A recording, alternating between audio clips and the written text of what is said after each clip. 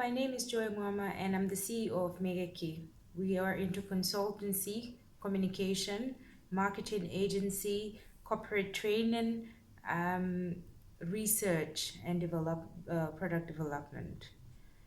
Um, Thank you very much, Tony Elemilo Foundation 2021 English Group, for giving me the opportunity to lecture on Introduction to Business Plan. And I hope to give you about 9 tips and a little further information about what um, a grant document information the standard information it contains. That said, um, like I said, I will be giving you 9 tips to executive summary of business plan. So one, I said do it yourself. It's important to always try to do things yourself, because by doing things yourself, you have informed yourself about a decision that's either worth taking or not, considering the game theory. Make it short, simple, and be mindful of your diction. Do not prolong issue. Always try to be concise. Employ 7 C's of communication. Concise, comprehensible. You must not infuse jargons in it. Do not use terminologies that do not belong to the context of word that you're trying to state or use. Further, you must be mindful of your dictions. Always be mindful. Don't overdo. Do it as appropriate as necessary. Don't over jump. If you over jump, you fall, and when you fall, you may not have anyone to carry you. Start with an appetizer to captivate investors' interest. Give them something little, like you say, give them a tip of the iceberg that would make them go wow, because you're selling your idea. That's the $1 million idea that you have, that would tell them that, okay, I think if we give this individual $5,000, it could help them grow their business.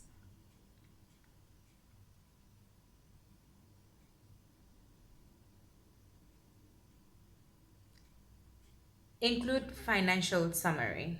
And why it's important to include financial summary, because it's an overview of the financials of the institution and how the business operations have been going, from the expenses to the bad debts, to the debtors, to the some costs incurred, etc.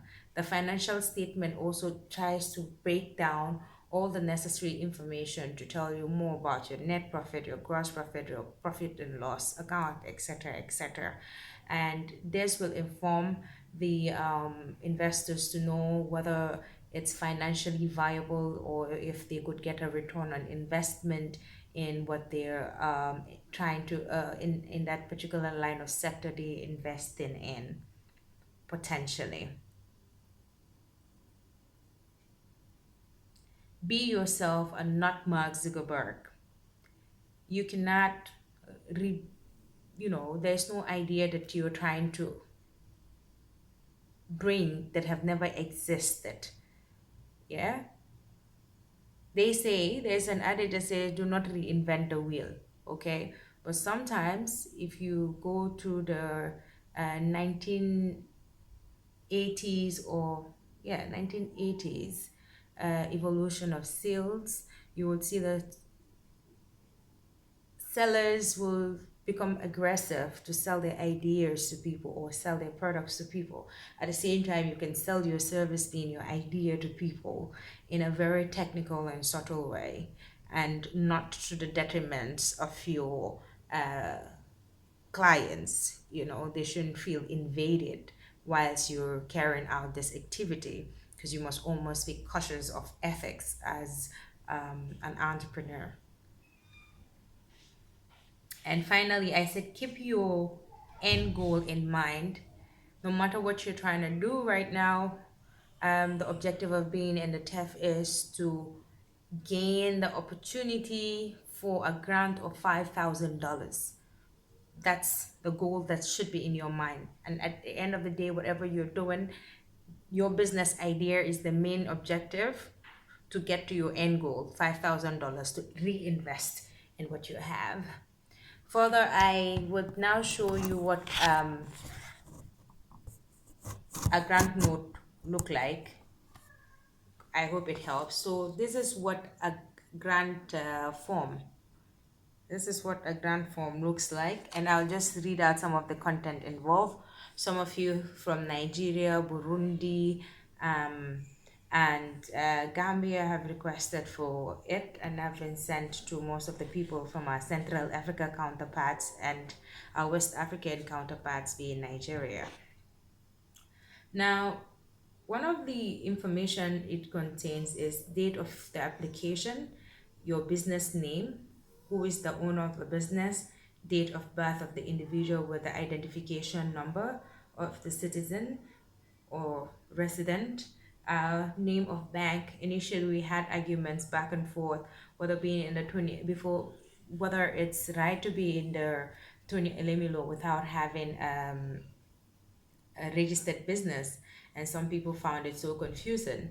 Now most people suggested that it will give you leverage as you're intending to get grant, and it will give you more substance during the process, which most of us would allude to, and congratulations to those that have registered their business. They further said that you need to have an account number.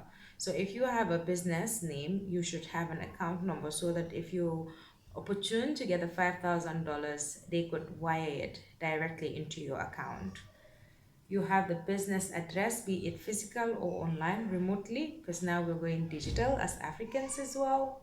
They'll ask you the region, telephone number, email, number of employees, how many employees would you have in the future, whether they are full-time or part-time, year of business registration, and establishment um, place.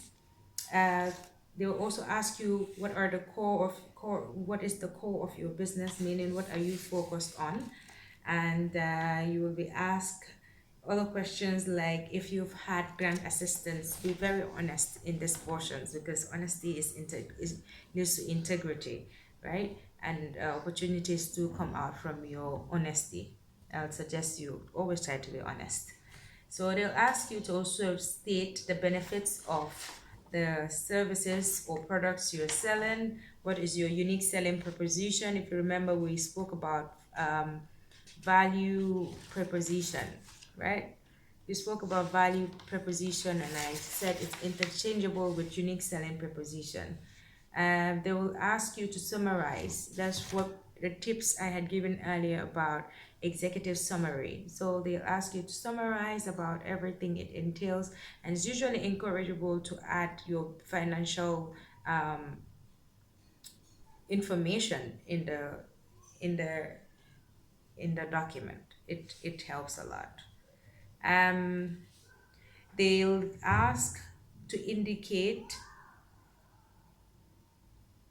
what items you would need and the values of it.